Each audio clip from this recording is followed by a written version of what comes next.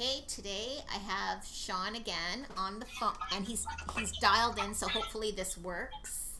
We're gonna see if this actually works.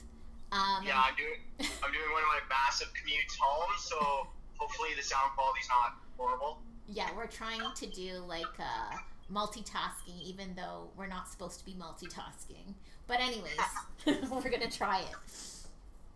Um, Today's topic is like we're gonna kind of go backwards, even though we probably should have started. We kind of did kind of touch on it on the first couple, and we right through actually. It's the theme of like the self love and why things are important. And we're gonna talk today about actually why counseling or therapy is important. And so you know we mentioned earlier too that Sean took a long time to actually come for counseling, even though he contemplated it for a long time, and he knew he needed to get counseling. But we want to talk about sort of why it is important, and not to seek it when you're in that dark space, but to kind of like be proactive. Okay, Sean, take it away. Um, from my point of view, anyway, counseling's incredibly important because it teaches you the kind of coping skills or the lessons you need to learn in order to catch yourself. Are you still there? Yeah. Sorry. Okay, sorry. My my computer, like the dash on my phone's car's being all funny. Anyway, sorry about that, guys. Um, it teaches you the coping skills you need, so that when you do start to get into a healthier mindset, you understand that you're gonna have days where you are gonna slip back into some negative thoughts or whatever that may be. That's just being human. Emotions are fluctuating, they're fluid. You're gonna have good days, you're gonna have bad days. The difference is you're gonna be able to recognize a bad day as just a bad day and not a potential slip into the chaotic darkness that you potentially are used to residing in. So you're able to stop yourself, or you're able to clue in to telltale signs within yourself, that allow you to understand that it's time to do something that makes you really happy, or take a step back from a situation, or even right now for me personally, I've been having a lot of friction at work with my dad. And I'm getting close to setting the boundaries of maybe him and I don't need to work hand in hand anymore, and we need a little break because it's just a lot. It's 40 hours a week, side by side. It's a very difficult relationship to maintain. So before that, little work animosity builds into like a resentment. Like for me, I'm recognizing now that I need to take a step back from that situation and maybe not work hand in hand with it. And honestly, I wouldn't have had the courage or the mental fortitude to pick up on that without therapy. I would have just allowed it to go to a point where eventually there would be a huge blowout. Him and I probably wouldn't talk for a couple weeks. Then, we would even eventually we would start talking again, but we would never have a conversation about what the issues were. You know, I don't allow that stuff to happen anymore because I've gone through therapy, because I've learned how to respect myself and how to establish boundaries, because it's very easy to teeter into a negative state of mind. So let's just try to use all the tools to maintain a really healthy, happy lifestyle and set those boundaries when we need to. I think that's a really good um, that you mentioned about boundaries, because I think that seems sometimes to be an issue, right? Like where I depending on I guess childhood trauma or certain incidences that you people think boundaries are like a negative thing, but it's actually very healthy. I think it's a very, very difficult skill to learn, and I have, in no regards, mastered it at all. But I'm working towards it, and I think the ability to recognize um, within your own personal relationships when you need to set boundaries with somebody is a massive skill to have. Because I think a lot of people take for granted their own mental health, and I think they take for granted the fact that the onus is all on them. I think people don't necessarily realize that they can kind of pick up on what other people are going through. You know, somebody might be really nasty to them. That could just be their own mental health. That could be them having a really rough day. So being able to establish those boundaries, or being able to have those conversations, those difficult conversations with people, that will go a long, long way in kind of safeguarding your own mental space. Just because it's a lot of self-respect that goes into that. And you know, therapy is going to help you do that in many, many ways. For me, like one of the biggest was just actually opening up in therapy and talking about stuff without feeling judged allowed me to kind of pick up on that skill and have that skill transition into my everyday life.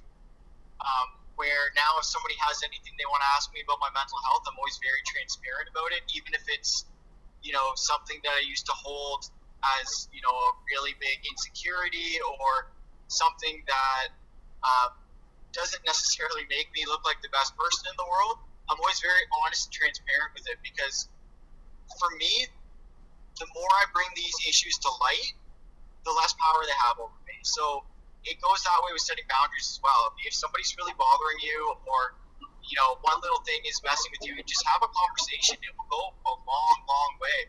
And if that person is not able to respect your boundaries, that's when you can kind of move forward into realizing, like, are they really a healthy person to have in your life? Because if they can respect your boundaries, you know, that's a friendship that's probably going to last a very long time. But if they have a hard time respecting that, then for your own personal growth, it might be a good idea to kind of slowly ease out of that friendship. I don't know. What do you think about that? I think that's so true. Like, you know, and a good conversation is like, I always bring it back to like actual, you know, what I've gone through. So, you know, depending on how you were raised, like I was raised in a very strict environment. My parents were, you know, I was raised in that era where children were seen and not heard, and you really couldn't advocate for yourself. Like, you know, it was whatever your parent says goes. And so I had to actually learn how to speak up for myself, and, you know, and say no. Like, it was so hard to learn to say no. Like, you know, I would feel guilty if I said no. So, but that's a actual trauma response, right? Like, you know, where you try to people please. So it's so necessary to set boundaries even in that way, where, you know, you cannot, if somebody asks you to do something, and, you know, you're so afraid to just say no, you know, I really can't do that. Like, I would love to do that. So I've had to actually learn, that's another boundary of saying, like, no. Or, like, as you said, I need like a mental break from this person, so I'm gonna kind of step back for a little bit. I'm gonna just, you know, take a little break. Or it's okay sometimes if you've had that conversation, and, you know, that person, you know, has to come out of your circle now and just becomes part of your square. You know, that's also all healthy boundaries, and there's nothing wrong with that. You have to protect your mental health at all costs, and I think we don't recognize those little things. Like, we tend to think of mental health as, oh, depression, like a symptom, right? Like mental illness. We kind of coincide mental health and mental illness, but all of these tools and strategies are actually mental health, right? Like, it's making, instead of like physical health, you're training your mental capabilities. And that's what I think is probably the most proactive thing you can do. I agree completely. I think, you know, back to the boundary setting or something like that. I mean, as for my example, because you've been very honest about, kind of your background in that. For my example with my father, like, love the man to death, but we're getting so close. Like, it's so close at work now where we're starting to butt heads. So the ability to foresee the fact that, this could potentially become a problem with somebody that I care about. Do I want to allow it to escalate?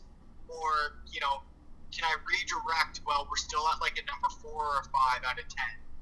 Do you know what I mean? So, like, I can redirect. I'll get somebody to kind of cover my position at work, and I'll go do something else, which isn't a huge deal for me. I'm lucky enough in that regard. And then, we can have a little bit of space and time to kind of reset on that. And I think it's, it's about setting boundaries. It's your mental health, but it's also, a lot of people don't talk about stress. I feel like stress is kind of forgotten in the mental health genre a little bit, at least with a lot of the people I talk to about it anyway. And people don't really understand what stress can do. So for me personally, I don't handle stress overly well, and I have a very high stress job. So I start to kind of spiral a little bit, and the starting point for me is always stress. So I'll get so stressed out, then the depression comes in, and then once the depression kind of takes root, that's where like a real snowball effect happens. Stress on top of depression, on top of this, on top of that, and it starts to get really nasty. So if I'm in a good place, typically when I start getting super stressed out, that's a really good indicator for me. That's like, well, okay, like, it's a good time to take a step back. Let's see what's triggering this. Let's see if there's anything that's, a quick fix or something that I can do immediately to change the circumstances. And then we can kind of, once that's kind of dialed in a little bit, we can kind of take a deep dive into why is it triggering me? How am I being triggered from it? And kind of work through those issues a little bit. Is it something that I need to work on personally, or is it somebody in my vicinity that's just incredibly disrespectful, or kind of a deeper dive into what's going on? But I always try to go to kind of a quick little patch job just to kind of make sure I don't completely crumble, and that allows me the freedom and the space to kind of take a deep dive into something. So for me, yeah, I need to have that conversation. It's probably gonna happen tomorrow, to be honest. And then Wednesday, I'll be taking a step back from my role and moving forward like that. Because it's just, those boundaries need to be set, and it's just one of those things that, not enough people are willing to talk about. They're scared to offend somebody, or they're scared for their job, or whatever it may be. But I think, especially in your personal lives, you need to understand that if people aren't willing to respect this simple thing that you're asking for, then, like, really, you should probably stop holding so much space for their opinions. Exactly, but then here that's a good topic of unsolicited opinions. Like, oh yeah, well, there's another one. I mean, I come from my family's relatively easygoing, but you and I have discussed this in the past, but we were both kind of raised with the mentality, get a good job, get a pension, benefits, all that kind of stuff. So I didn't realize this until really like the last year or two, but how much I look to my parents for their acceptance of what I'm doing in my life.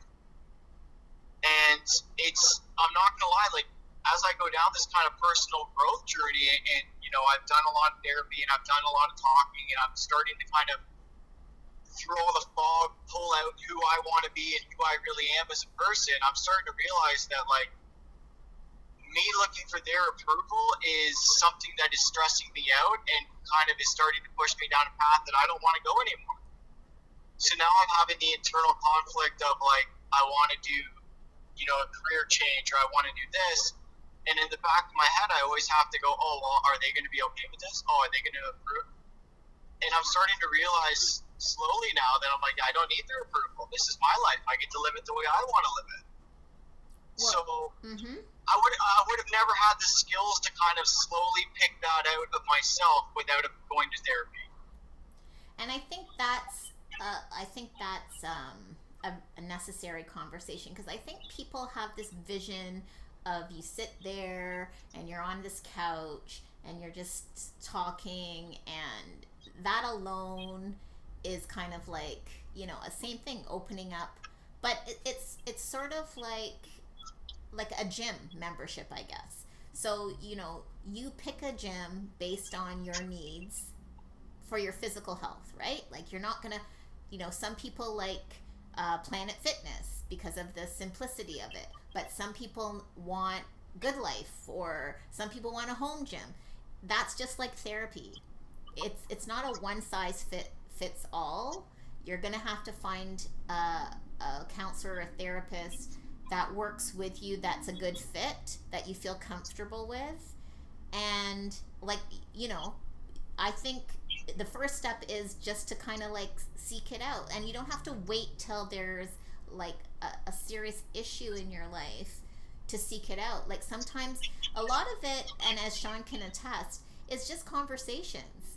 And then, hopefully if you get a good therapist or counselor, that person is sort of like your own life coach, your personalized life coach, helping you and providing you some tools and some strategies that you can use, and kind of like just cheering you on the way to be your best self, right?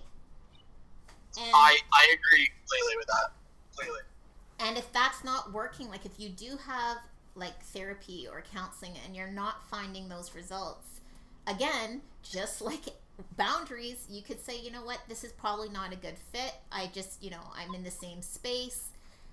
Because it's sort of, I speak of counseling like I don't know, how do I explain it? I guess like a gym membership. You get out what you put in, right? It's work. You can't just go to the gym and just stand there and get fit. I agree. I think there's a certain level of work. Like, it's kind of like an equation, right? So if you want it to be as effective as it can be, there's a couple things that you kind of need to get an A+ on. So you need to be able to put in the work, and you need to really want to be able to put in the work. That's number one. Number two, actually, I wouldn't even necessarily say that's number one. I think number one for me is really finding a counselor that you feel comfortable with, and a counselor that isn't going to sugarcoat it for you. Somebody that's going to call you on your crap and be honest with you and ask those really difficult questions and get you thinking. And then if you have that in the combination of you really willing to put in the work, that's when I think you're going to start seeing some really great results. I think a lot of people are open to the idea of counseling. They go to a counselor. It's probably not the best fit, or a therapist. It's probably not the best fit. And, they don't get anywhere. They're in it for a year, 2 years, 3 years, however long, and they're still in the same space. Change the equation. Try somebody different. Try somebody that's going to ask slightly different questions. Try somebody that's going to try, different techniques with you. It's, it's not a one-size-fits-all, like you say. There's a bunch of variables that are going to go into creating the best experience possible. Well, and I'm not shunning on, people who have benefits and access their benefits, but benefits are capped, right? Like, unless you have like a super pension benefit plan, and if you're only going to therapy because you have benefits, well, would you go? People join gyms and work out, but they don't have benefit. Like, nobody pays you back for that. So I just find like it's also an investment. Like, this ROI, the return on investment, you should apply to yourself as well. So if you're willing to aesthetically on the outside look good, you should probably want to look just as good on the inside and feel good on the inside. And I think there's something to be said on people who personally invest in their mental health. And I'm not shunning that if you have benefits, obviously use your benefits. But some benefit packages do not cover, sometimes not even certain counseling modalities, and other things are that they're capped at ridiculous prices, like $250 I've heard per person. Like, if you're gonna base it on that, well, you're and then you're gonna say, well, I can't afford counseling. You can't afford not to get counseling. And if you have somebody, I'm pretty sure your therapist will work with you within your budget. A lot of therapists offer sliding scales. Like, it shouldn't be the detriment for you to get help, is what I'm saying. If you can afford coffee every day, and there's certain things that you skip the dishes, and there's certain things that you can't live without, I'm pretty sure you can afford counseling. I agree. I mean, there's multiple ways to look at it. So like you said earlier, try not to go to therapy when you're in that really, really dark space, okay? Like, if you're in that dark space and you're willing to go to therapy, absolutely do it. Good for you. It's really difficult to do. But the trick for a lot of people, and most people, myself included, they don't realize this, is if you can go to therapy when you're in, a slightly healthier, better mindset, and you do that kind of prerequisite work, so you know what I mean? You want to get there so that you're able to tackle these issues before they become severe problems. So, you got to look at it as therapy is the greatest means for you to be able to learn more about yourself. Well, so you're going to learn more about, what upsets you, why it upsets you, and these are all really powerful things to know. So, like, it's going to help you progress in your career, in your life, in your romantic life, in every aspect of your world will get better the more educated you are on who you are as a human being and what affects you.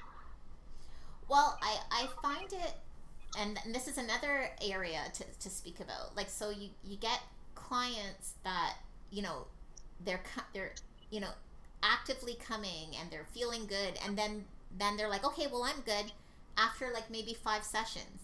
And it's like, well, yeah, but would you go to the gym just because you see like some results? Yeah, you're feeling good because you probably have applied those strategies, but I don't. Well, there's a couple ways to look at it too. So, like, I remember my first couple sessions, like, I left actually feeling like a little high. Like, I felt like massive like dopamine, serotonin release, and for me it was just being able to vent unjudgingly, just getting a whole bunch of stuff off my chest. Like, I felt a lot lighter after. But I think for my own personal journey anyway, like, it always kind of gets darker before it gets better, because you kind of got to go through a lot of the stuff that's bothering you and kind of understand it before you come out the other side. So it's almost like a placebo effect. If you know what I mean? If you go for a couple sessions in therapy and you're like, I feel fantastic, I'm done, I'm a little hesitant to believe that. Personally, like, it's like a placebo. It's like, okay, cool, you got to vent about all your problems and you feel great because somebody's understanding and somebody's listening to you, but, like, have you worked through any of those problems? Like, actively worked through them? Or have you just implied, a couple skills that you've learned to help cope with them? Because I doubt you're able to actually work through a lot of that stuff that quickly. If you are, good for you, but few and far between, in my opinion. Well, I find if that happens, it's because exactly what you said. You're on that dopamine high and that serotonin high, but you also are probably, whatever was the initial concern, you have a distraction, and that's what's keeping you in that kind of like a feel good. You've just adopted some sort of distraction where you are actually kind of like in your feelings, because you have to be in your feelings. This is a whole, the only way is through, right? So yeah, it's uncomfortable, and it's not like, when you're working through it, as you know, it gets dark, and it gets like, okay, and remember you started running. Like, you have to have an outlet, a healthy outlet. Oh yeah, when I was going through some of like the darker stuff, like, I was seriously running, and like, I was just using it as like a clear my head escape, really. And like, it was fantastic for me. It really helped me kind of get through some of the the really weird transition periods. That was really good. But yeah, I mean, most of the people I've talked to that have done like serious therapy and have come out, enlightened or somewhat healthier on the other side, most of them agree that it tends to get kind of darker before it gets better. And that's because, like, if you're going to therapy and you feel fantastic after the first couple sessions, like, you're in the honeymoon phase of your relationship with therapy, right? Everything's great. You love it. Everything's beautiful. Nobody's really upset anybody yet. Everything's great. But eventually you're going to get into the realm of, like, okay, there's some serious questions that need to be asked, and you can't just avoid them anymore. You're going to have to really start working through it. So once that honeymoon phase kind of fades out a little bit, and you really have to start understanding, like, if you want this relationship to work, you're going to have to put in the effort. That's where you're going to start seeing some really great results, if you're willing to put in the work. Exactly. I think that's the main thing. Like, it's a commitment. It's sort of like a contract. It's a contract, but it's with yourself, really. You're making a contract with yourself. Yeah, so absolutely. If it took you 51 years or 50 years or 40 years or 28 years or 20 years to get to therapy, chances are it's not going to be done in 5 sessions or 6 sessions. Like, no, I think it should realistically be on some scale or another a lifelong thing. Yeah. So, like, for us, for example, like, we haven't really had a session in a little while. But I mean, if anything in my life comes up that is triggering me and bothering me, like, you're going to be my first phone call. Because exactly. I'm going to have somebody that I can really talk to, that I can really weigh the options, that, is on my side, that's not going to sugarcoat anything for me, and, help me get through it. And mind you, let's preface this by saying Sean was a weekly client for at least 10 months minimum, I think. Yeah, I think almost a year. Yeah, almost a year. So that's going from that to that. So, and the only reason too is because we do these segments, so we talk a lot. I mean, to be fair, we do talk a lot anyway. So yeah. You're completely up to date on everything that's going on in life anyway. But yeah, I mean, if I'm in a position where, it's interesting because I want to use the word selfish, but it's not selfish. But if I'm in the place where I'm like, I need some time where, like, we can have a conversation that's solely revolving around what's going on in my life, and we can come up with a plan, or we can work through it, or we can dive into what's triggering me or whatever it may be, then, like, I'm going to call you immediately and set an appointment. Because I know now that if I let stuff fester and I just leave it and I'm like, oh, it will get better, it doesn't. It just grows. It's like a tumor, right? So those negative thoughts, they're like tumors. They just kind of grow, they get worse, and then they create other symptoms. And so, like, it's just better to deal with it as fast as possible. So yeah, big fan. I tell everybody to go to therapy. Anybody that asks me, I'm like, yeah, I'm in therapy, and you should be in therapy too. Because, like, there's no value. To me, it's crazy. Like, the amount of value you can put into knowing who you are and, really getting to know yourself intimately. I mean, there's nothing that can stop you. Like, once you have those skills, it's amazing how easy life becomes. It really is. Like, you start to realize that you got in your own way 95% of life. Well, I just find, people struggle with, like, even when, and this is an ongoing thing, so it's obviously the root cause of a lot of things. Because, again, we say that too. We were taught so many things, but not how to love ourselves and why it's so important. And yet, when you ask the average person, hey, do you love yourself? Nobody can answer that question. Very few people can say, yeah, I do. People are always talking about they can't be alone, right? And you have to think, the average person is inundated with technology, so they're never technically alone. like with their own thoughts, like how you can just go running, right? Yeah, no, yeah, very, very few people. Like, most connected society in history, that's the least connected. Yeah, right? like we're so disconnected. Yeah, we're so disconnected from each other and ourselves, but, I can tell you what, John Doe did from my high school, who I haven't talked to in 15 years. I can tell you what he did on Saturday. Yeah, because you saw it on social media. Instagram, haven't spoken to him in ages, but I know what he ate for Thanksgiving. Yeah, I find it's really quite interesting. Hello, are you there? Sorry. Yeah. I had some technical difficulties with my phone, just disconnected and reconnected to Bluetooth very quickly. Yeah, it's a really interesting, and I've done a decent amount of therapy as well, and it's a question that I still struggle with, and I'm more than willing to admit that. Do I love myself? Honestly, right now, I love myself more than I have in a very long time. Do I love who I am completely? Probably not. But do I love the direction I'm going? Yes, absolutely.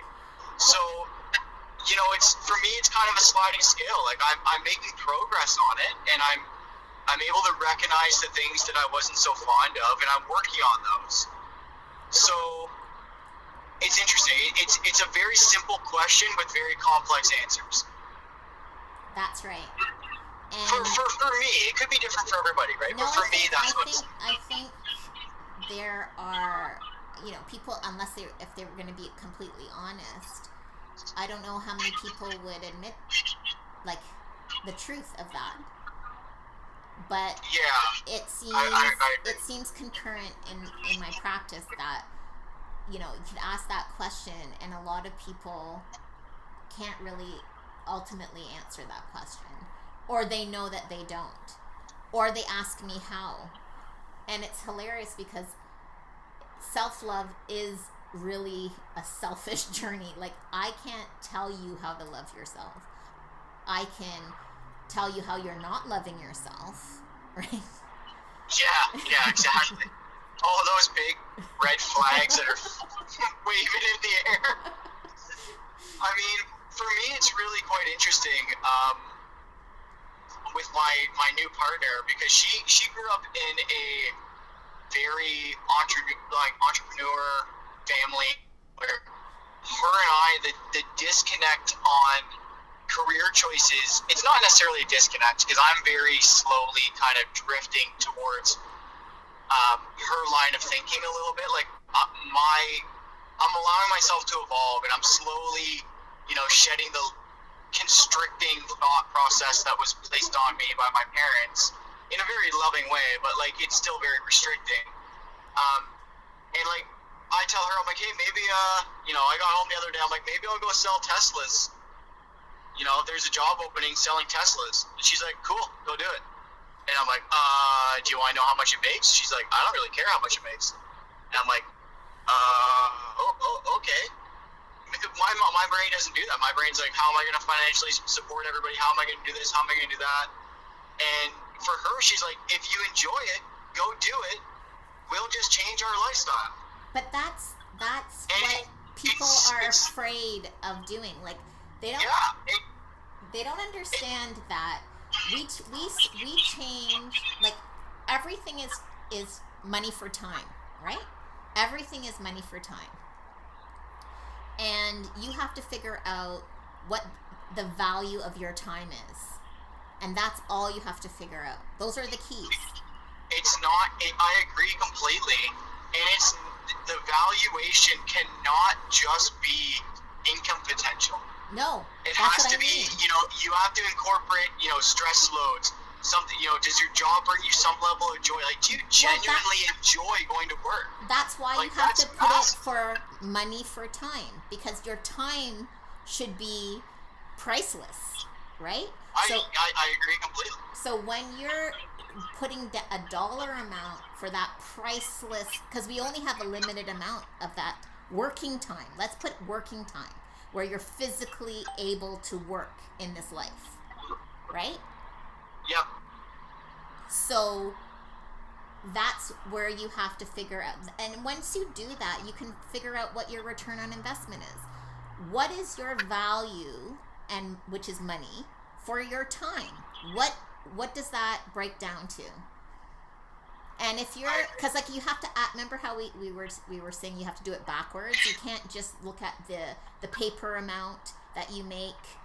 You have to put in your time, right? You have to factor in your commute. You have to factor in stress. You have to factor in actual working time, like that time. And then you really figure out what that dollar amount is for your time. And then then when you do that, that changes. That is a paradigm shift. That changes everything. Once you do so that. For me, like I'm crazy. Okay, so I moved to Aurelia, which I don't. If for whoever's listening, if you know where Barrie is, it's about 25 minutes north of Barrie. And I commute to the GTA every day, so I'm a minimum of 3 hours of driving a day. Yeah, I'm not doing that. I'm telling you right now. Yeah, minimum. And sometimes I'm upwards of 4. I'm 2 hours in the morning. I'm 2 hours at night. So when I do my, I reverse everything. I take my commute into effect. I take my hourly wages. I take. For me personally, I'm a union member, so I have to pay union dues, and there's a lot of stuff along those lines. And I break it down to, deduct my gas for all my driving, my hours of driving, all that stuff. I make significantly less than what I see on my paycheck. In all reality, I make significantly less. My dollar figure is 50% of what I thought it was. And then my job is incredibly stressful on top of that, so that it just becomes very difficult to maintain and do, because I start thinking like, well, hey, like I can get a job, making, let's say 60% of what I make right now, and I could drive 15 minutes to work. Why not? So it's a really interesting, and for me, like, I know on one of the earlier podcasts we had kind of discussed like what our dream jobs would be and all that stuff. I really don't know. I still don't know. And something that I've really been, the paradigm shift for me is I've been having a lot of stress over picking a new career. And like just recently I've decided that I think I'm just going to do a couple random jobs over the next couple years in different fields and see what I enjoy. But that's the best way. That's the best way. It's such a simple solution to such an easy, you know what I mean? It's so simple, but like my brain took forever to get there, because like I'm still trying to deal with the programming of, you need a high paying job, you need to be successful, you need this. I'm like, you know what, I just wanted to do something that like doesn't make me senile and like I actually enjoy doing. So, may that be a job in sales, may it be, insurance, whatever it may be, I'm just going to start doing random beginner entry-level jobs, take a massive pay cut, see what I enjoy, and if I find a field that I do enjoy, then it's like, okay, like let me actively put some effort into making this into a career. And once I decided on doing that, like my stress on finding a new job was completely gone. All the pressure was off, all of it, because I understood that like the next job doesn't need to be my last job. It's not going to be my last job. It's just going to be a job. Exactly. So like, I think a lot of, and I would have never gotten to that, even though it took me a while to get there, don't get me wrong, but I would have never got to that state of mind without therapy. There's no way. I wouldn't have the courage to leave my job right now. I wouldn't have the courage to tell my dad I need some space. You know what I mean? You would still be in your relationship, your previous relationship. I would still be in my previous relationship, not happy, stressed to the nines, overweight, just miserable, absolutely miserable, just waiting for something to change, but never actually doing anything about it. Well, that's 80% of the population. Like, just waiting for this miracle to happen and doing zero work or initiating any type of change, right? Yeah, I know, I agree. And like, I'm getting to the point right now where like, with my current partner, I'm like, man, I had a really bad day at work, and she's like, I don't even want to hear about it. And I'm like, and she's like, honestly, she's like, unless you're willing to do something about it, she's like, shut up, I don't care. And I'm like, yeah, okay, you know what, that's fair. You've listened about it for, you know, a couple months. You've listened to me explain. I forgot to add that in. Like, when you're doing that calculation, you have to calculate the time you spend venting about it outside of work. Oh, yeah. No, and exactly. add that in. It's like all of this is stress. Like, all of this is taking away from the joy you could be feeling in life. Well, you know what they say, you know, we believe a lot of the, you know, the universe and whatever you want to believe, God or whatever you want to call it, spirituality or religion, whatever. We believe that, you know, they're gonna keep showing you like reasons until you make the change, right? It's like I'm a firm believer in that. I believe you relive the same lessons until you've actually learned the lesson. Right. And so, you know, if you're expecting a change, or like you're thinking, okay, you know, they're just gonna be like, no, because they keep trying to redirect you. No, because life isn't supposed to be like that. You're supposed to be. That's what they always say: do something you love, and you'll never work a day in your life, right? Yeah, I agree. And I mean, you know, there's realistic expectations too. Like, you know, it's just. You just gotta, like, enjoy it. You know what I mean? Like, just enjoy it. And, you know, you relive the same lessons. Like, we've had this conversation numerous times. I mean, I think a lot of people could look at their love lives and really take note of this, because, like, more than likely you've dated the same person, but in different ways, like, 20 times. You know what I mean? Why do I keep going for... I said that to a client. I go, it's the same person, just they have different names. Yeah, like you're dating the exact same personality, characteristic traits, all that kind of stuff, and your relationships keep ending the same way. Like, obviously, there's a lesson you need to learn here. But like that's just a very basic example, but like that goes for, in my opinion, in a lot of elements of life.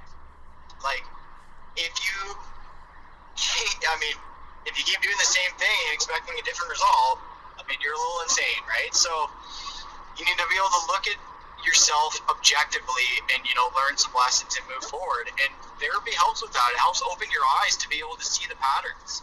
And you mentioned something, and I want to piggyback on that because you just brought that relationship thing up, and because like anything, we can use that analogy for anything. Realize and recognize, no matter what you do, there's a honeymoon stage. And that's not the best time to be making long-term decisions during that honeymoon stage. Like, absolutely, as they said, you know, oh, I feel good in therapy. That's the honeymoon stage, right? This is, not to completely change topics, but my partner and I have had the conversation numerous times where she asked me, like, is it the job or is it the people? Yeah. So she goes, can you do this job with a different company in a different crew? And my answer is literally always, yes, I could, for a few months. Exactly. And it's because it would be, okay, this is new, this is fun, I get to meet new people, let's do some different stuff, honeymoon phase. But after the honeymoon phase is worn out, I'm still doing something I don't want to do. So, like, those emotions are going to start sneaking back in, those feelings are going to start sneaking back in. And I told her, I'm like, in 6 months to a year, we'll be having the exact same conversation. So is it worth me trying that? Or do we just cut our losses now and move forward? And, you know, her and I have had that conversation back and forth. And, you know, we've had it numerous times. And it's a very interesting element that, like, people never take into consideration, that honeymoon phase. Like, anytime you start something new, it's going to be fun and exciting.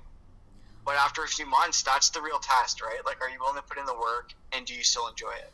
Well, here's another thing I just thought of too. Like, when clients are coming and I ask them, do you love yourself and whatever? And, you know, well, take a loved one, whether if you have a child or you don't have a child, or somebody that you care about, like whoever you care about. Would you give that the same thing that you're doing? Would you tell that person to do?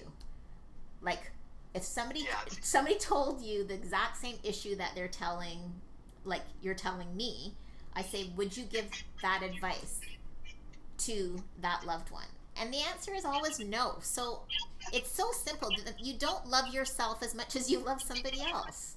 Like, why aren't you as just as... Well, I think I don't know if you and I have had this conversation. I'm gonna absolutely butcher this. Like, but I believe there was an article or a study done that the average person actually treats their pets better than they treat themselves. I believe it. So, yeah, so I believe the article was based on taking like prescribed medications like after a surgery or something along the lines of that. Well, like if you bring your dog in for example to get fixed, the average person is very diligent with the medication. Like they love their dog, they want their dog to be safe, they want their dog to be okay. They're going to take the advice of an expert, but they're not willing to put in the same effort with themselves. And it's a very interesting dynamic because that spreads across all elements of their life, right? Yeah. You're much more likely to take care of somebody you love than you are yourself. Right. And it's a scary thought. Like, be compassionate to those people you love. But I mean, if you don't take care of yourself, are you going to be able to be there for them in the capacity that you want to be able to be there for them? Well, It's a really interesting... I always say that if you don't love yourself, how do you love somebody else? Like, what are you basing it off of? Completely. That's the thing. Like, so it's obviously a void. So whatever you're missing in yourself, you're looking for that other person to fill. Oh yeah, you're well at that point. Not to take anything away from anybody's relationships, but it's very possible that you are overly dependent on that person to make you happy. Whereas if you are in a very positive, happy mental state and you're doing well and you're working on yourself, it takes a lot more work for somebody to be allowed the potential to compromise that. So you're going to be a lot more selective on your partners. You're going to be a lot more demanding of your partners because you're going to need somebody that complements you because you are a very complete and put together human being. You're not looking for somebody that's going to fill the void. So I feel like, yeah. I don't know, did that make any sense at all? Yeah, because it's the same thing as what we're always saying. Like, if you're at 100%, you're going to attract somebody also who's at 100%. But if you're at 30% and someone comes along and then loves you at 40%, you're gonna be like, wow, that's so good, but it's literally like 10%, right? Like you're... Yeah, exactly. And then of course, it can't, I just feel like you become codependent and then you live in misery for how long the relationship is, because no matter what, the relationship with yourself is the number one, the most important relationship that you're going to have. What did your mom always used to say? Everybody dies alone? Yeah, you're born alone and you'll die alone. That's what she used to say. Yeah. I mean, a little morbid, but incredibly accurate, right? I mean, there's nobody in this life that you can depend on like you can depend on yourself. That's right. So why not take the time to kind of get to know that person and to to make that person into a better version or like a more educated version of themselves, right? So like that's going to help you, like we said earlier, in every aspect of your life. Every aspect. It's going to help with your confidence. Knowing who you are to the core. That's when you see those people that are incredibly like this contagious confidence. You know what I mean? Like just exude it. Like not cocky, not arrogant, but they're just so sure of themselves. Those are people that really know who they are. Those are people that have done some work. Exactly. And you know what? Like that's something that like they're not necessarily born with it. Like they've strived to be that person, and good for them.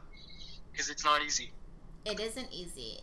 I always say like, we have been conditioned, and you have to understand. Like we've been socially conditioned, just as you said, with our parents. Get a good job, get a good pension. It's and then there's also external conditioning that happens in schools. Like you're on a stream of like this is you have to decide who you are on that stream, but nobody talks about like choosing a path that you enjoy, or nobody develops like I'm good at this, but no, well, is that going to make you money? Like that's the first thing, right? Like so.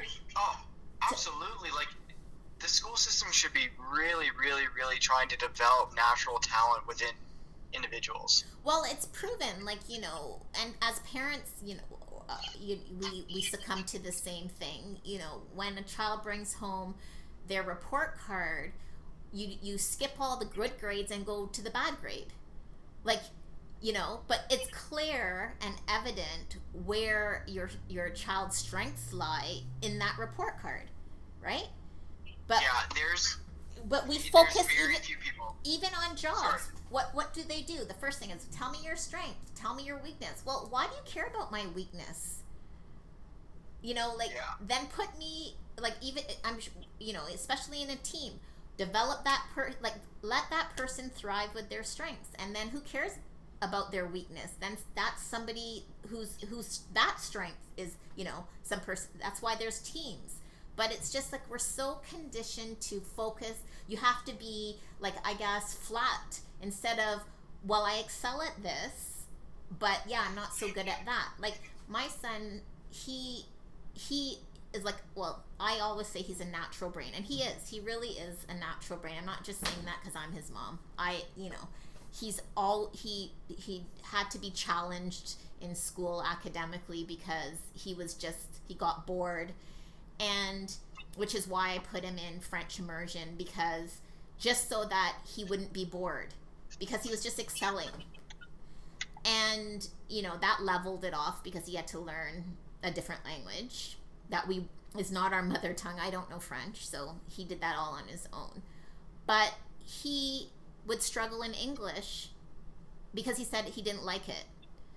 But he would get 90s chemistry, biology, physics, math, so that's his strengths.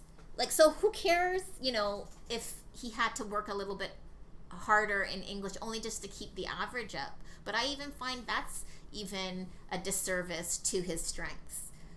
You don't need to be all-rounded. We're not all-rounded people. I think that's the biggest thing that I want to touch on is societally we are designed to want to be well-rounded in every aspect. And we're not circles, so...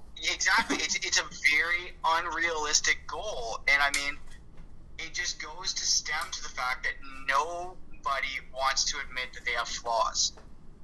And I'm using air quotes here when I say flaws, right? Because they're not flaws.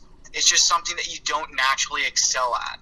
So, take those strengths and run with them. If you can make a career out of something that you're naturally gifted at, you're going to enjoy that significantly more than something that, you don't enjoy.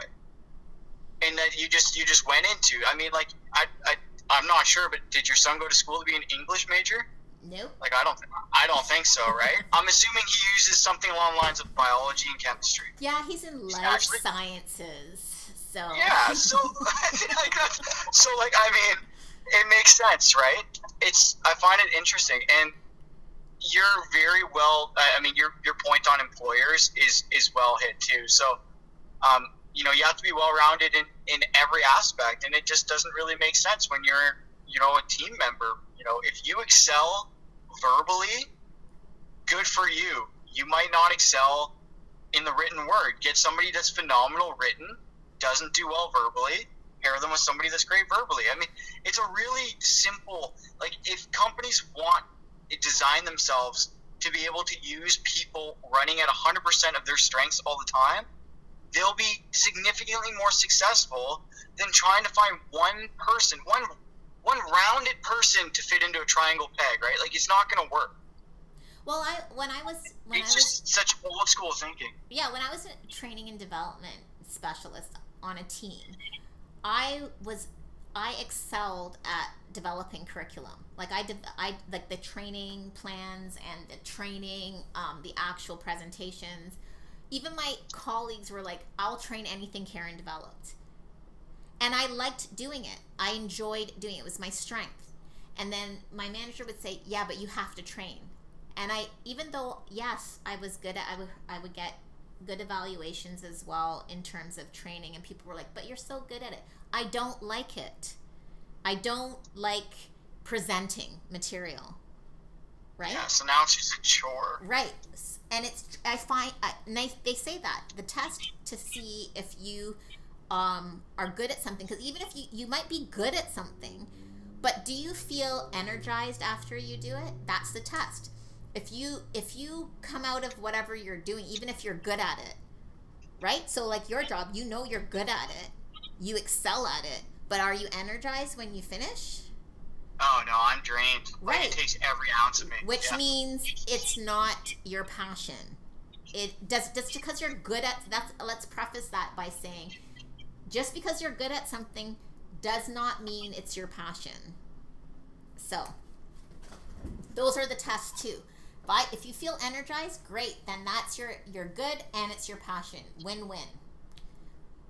But I feel energized when I develop something and I see it to fruition, and I see like people can actually follow something and they're using it, and they're happy about that invigorates me. But to present, like to develop and present, that's so draining to me.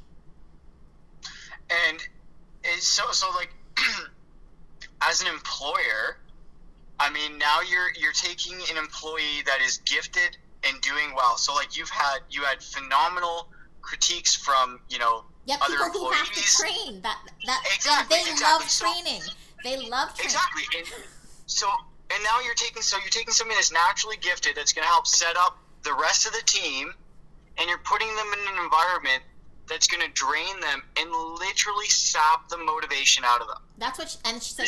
She goes, "You have to do both." And I'm like, no, there's a have to. Where is it on a tablet somewhere? Did Moses say that I have to do? Like, who's saying this? I don't understand. Like, this is the thing that frustrates me is in a work environment is the lack of motivation, right? So a lot of people lose motivation, and there's nobody's really trying to motivate their employees effectively. Well, it's ineffective leaders, right? Like, because as a leader, you should recognize that, and you should use your team's strengths and identify, okay, maybe they need work on this, but who cares? I don't need them to do that. I have this person to do that. Like, exactly. So for me personally, there's nothing more motivating than being put in a role that I excel at.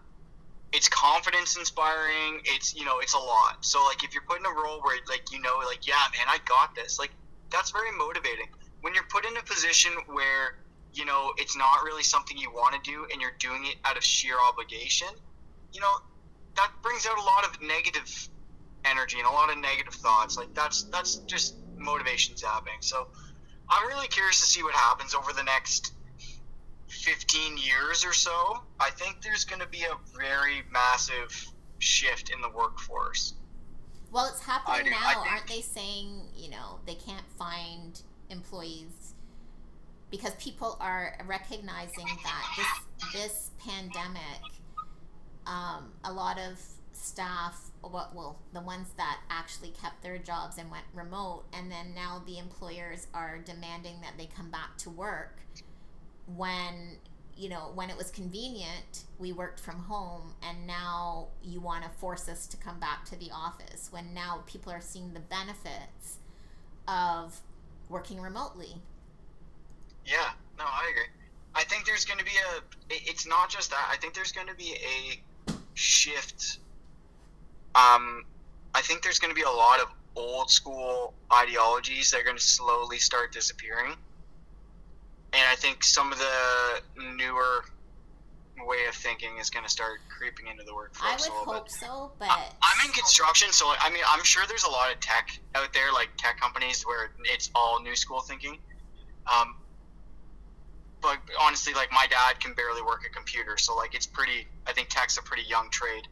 Um, but for the most part, like construction is a very old school mentality still. So like I think once some of those guys start retiring, there'll be some younger ideologies popping in. Hopefully. I think so, but I just find we're always still so slow, as a country to embrace, because like people in Europe have been doing this forever. Like this isn't new. Oh, I know. We're like Western society is just all about the rat race. Or like even India, even like even China, like they've been doing remote forever. And we are just like always the last to embrace. I feel even the States is probably even ahead of us in terms of technology and advancement. We kind of hold on until we're forced. Yeah, I mean, I always find it a little entertaining whenever somebody says Canada's a world leader in anything because I feel like we're very much a follower. We're like, oh, we'll just hang back and see how this works in 10 or 15 other countries, and once they have a successful program, we'll kind of accept it, move it into ours, and mess it up. You know what I mean? Like I feel like we're always 10 or 15 years behind everybody else. And I found out, even I was at an online virtual conference last week, and same thing. The sad part, even this is like a complete different topic, but it was on dementia and technology. And the doctor basically said that the reality is it takes 17 years in this country from research to be implemented, like in policy and all of that stuff. So there's a lot of red tape and bureaucracy. So and he said in our lifetime we're not going to see any changes in dementia. And that I find that very interesting, given how not to get into this debate. I really don't want to get into this debate, but how quickly, when that red tape is removed, how quickly we were able to get vaccines for COVID. It seems like it's I guess even though I mean I know they were working on vaccines for like SARS and stuff like that, so there was a lot of work already implemented into this. But it's very interesting how quickly the government can get stuff done when they actually need to get stuff done. Yeah, like and I how guess slow they'll let stuff drag on during a normal kind of calendar year. And yeah, I was just gonna say it was a global pandemic, but then so is dementia. So it is. I agree completely, and I know I just find it very interesting how the red tape disappears, and they're like, oh no, let's get some stuff done. And it's great, good for them for doing it. It's just interesting how everything else still takes forever. Like they can move quickly, they just choose not to, kind of scenario. Yeah, I guess. Well, I guess because also too there is no cure, so. That's a very good point. Very good point. Like, yeah, there's no vaccine, there's no research. That they've been working on this for over 100 years. Like it's, so I think that's probably why. Like there's no cure, so there's no sense rushing anything, I guess. That's what I'm assuming that's their rationale. That makes sense. I mean, you never want to see any kind of healthcare rush. You always want to make sure they do their due diligence on everything. But yeah, no, that's a very valid point. But anyway, yeah, we've reached the 1 hour, so this is the longest. Are we at 1 hour? I just pulled into my driveway, so I figured we're probably pretty close. But that's good though, because we haven't had one in a while. So I know, it is good. It's really good. Okay, so we're gonna wrap it up. I'm going to stop. That was a great talk on every topic, which we usually get sidetracked. Yeah, that was good. A long pause. Yeah, that's a little bit of everything. All right. I'm going to end it now. Okay, see you next week. Bye, guys.